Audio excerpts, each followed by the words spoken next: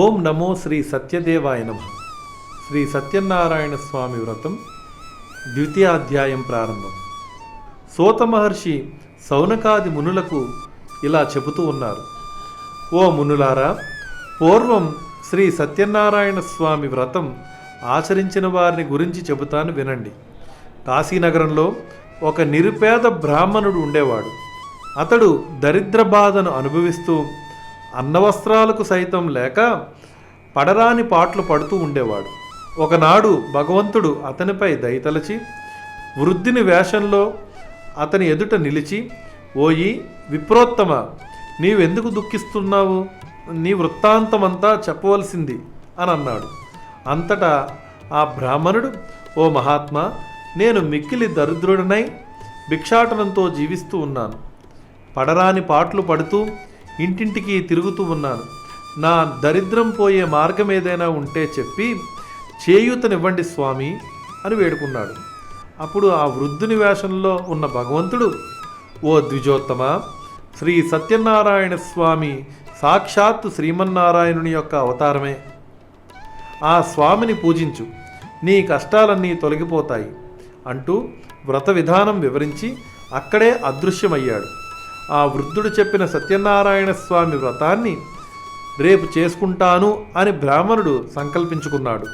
ఆ విషయాన్నే తలుచుకుంటూ నిద్ర పట్టని వాడే తెల్లవారుజామునే లేచి, ఈరోజు తప్పకుండా శ్రీ సత్యనారాయణ స్వామి వ్రతం చేసుకుంటానని మళ్ళీ సంకల్పం చెప్పుకున్నాడు. యథావిధిగా భిక్షాటనకు బయలుదేరాడు. స్వామి దయవలన ఆ రోజున బ్రాహ్మణుడికి చాలా ద్రవ్యం లభించింది. దానితో అతడు బ్రాహ్మణులను బంధువులను పిలిచి సత్యనారాయణ స్వామి వ్రతాన్ని భక్తి శ్రద్ధలతో ఆచరించాడు. ఆ వ్రత మహిమ వలన ఆ బ్రాహ్మణుడు దరిద్ర బాధలు తీరి సకల సంపదలతో విలసిల్లాడు. ప్రతీ నెల విడవకుండా శ్రీ సత్యనారాయణ స్వామి వ్రతాన్ని భక్తి శ్రద్ధలతో ఆచరించసాగాడు. క్రమేపీ అతనికి మహదైశ్వర్యం పట్టింది. సర్వ పాపాల నుంచి విముక్తి పొందాడు. మరణానంతరం మోక్షం పొందాడు.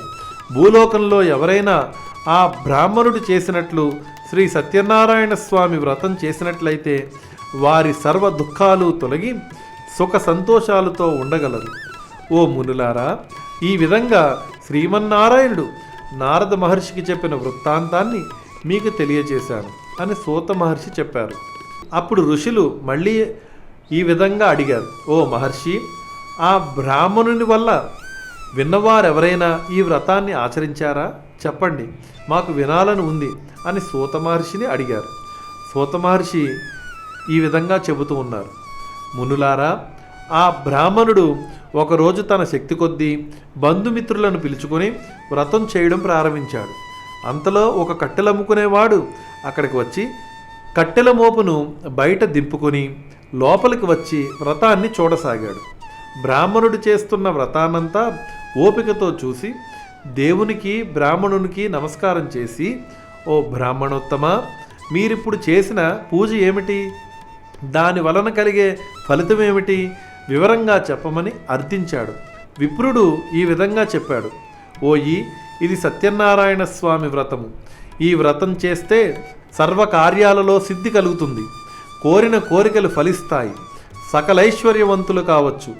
ఆ బ్రాహ్మణుడు చెప్పిన దానిని శ్రద్ధగా విన్న ఆ కట్టెలమ్ముకునేవాడు చాలా సంతోషించి స్వామివారి ప్రసాదాన్ని స్వీకరించి తన ఇంటికి వెళ్ళాడు.